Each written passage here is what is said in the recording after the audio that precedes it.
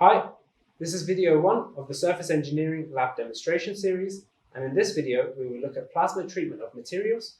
The most common types of plasma treatments carried out in this lab are nitriding, carburizing, and nitrocarburizing. The aim of each of these treatments is to introduce nitrogen and/or carbon to the surface of the material. In this video we will only talk about nitriding, but the principles are very similar between all three treatment types. On the right here we have a DC plasma furnace. The main components of this furnace are the cathode and the anode. Within the chamber, this work table here acts as the cathode, while the inner linings of the chamber wall act as the anode. The other important parts of this plasma furnace are the gas inlet, which is here, which provides the gases needed for the treatment, the vacuum pump, which is shown here and allows pumping down of the chamber and removal of used gases during treatments, and the thermocouple, which is here, which measures the temperature inside the furnace. In order to improve the temperature readings, a dummy sample, as you can see here, containing a hole the same size as the thermocouple, is typically used, and this allows for more accurate core temperature measurements.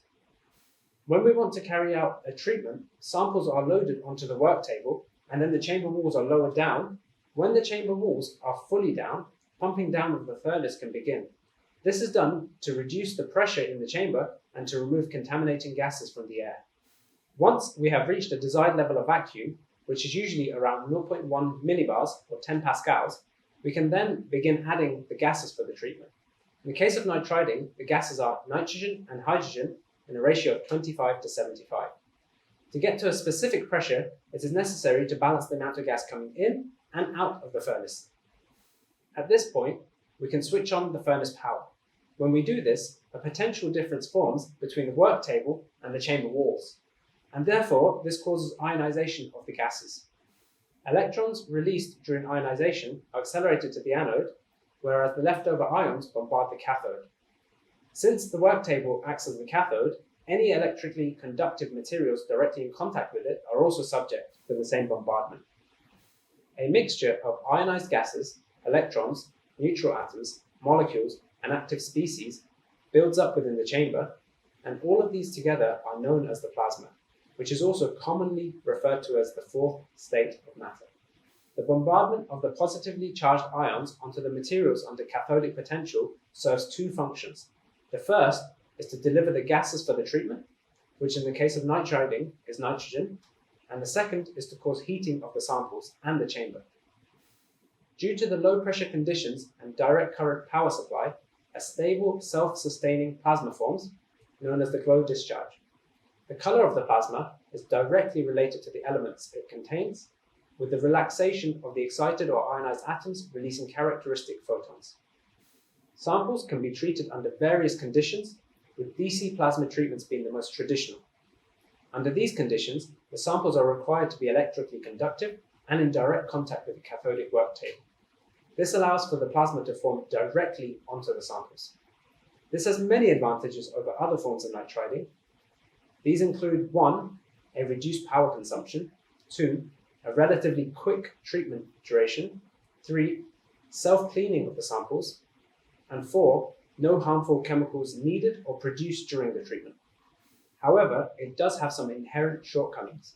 These include arcing directly on the samples, the formation of hollow cathodes, and the need for electrically conductive samples.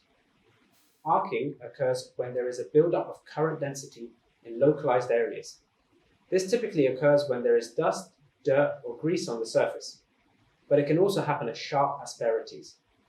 Once the current density is high enough, an arc can occur. The problem with arcing is that the location that it occurs becomes very hot, and this can lead to burning of the samples. On the other hand, hollow cathodes form when there is an overlap of the visible plasma glow. This overlap leads to a very high current density and therefore very high temperature. On samples, this can typically occur on corners and leads to non-uniform temperatures between the centers and the edges of samples. This is typically visible even by eye, and therefore this effect is known as an edge effect. This is obviously not ideal and can be detrimental when specific temperatures are necessary. To overcome this problem, a newer form of plasma treatment has been in use since the early 1990s, and it is known as active screen plasma treatments. In these setups, the samples are not subject to a cathodic potential. Instead, an insulating material such as alumina separates them from the work table, and therefore they are left at a floating potential. To bring the ionized gases to the surface, a mesh screen, like this one here, known as the active screen, surrounds the samples, and since this active screen is in direct contact with the work table, it is under cathodic potential, and so a plasma forms on it. This attraction of the ionized gases to the active screen, combined with the mesh structure, brings the ionized gases to the surface of the samples. Unlike DC plasma treatments, heating of the samples is not achieved by direct bombardment on the sample surface. Instead, samples are heated by thermal radiation from the active screen. This allows for more homogeneous heating of the samples and helps to avoid the formation of edge effects.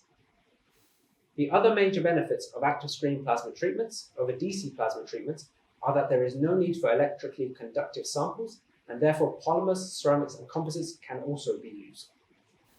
As well as the different types of plasma treatment, the size of the plasma furnace can also vary. Up to now, we have only seen a lab-sized plasma furnace. However, these furnaces can become much larger for industrial use. This furnace here is an industrial-scale active screen plasma furnace.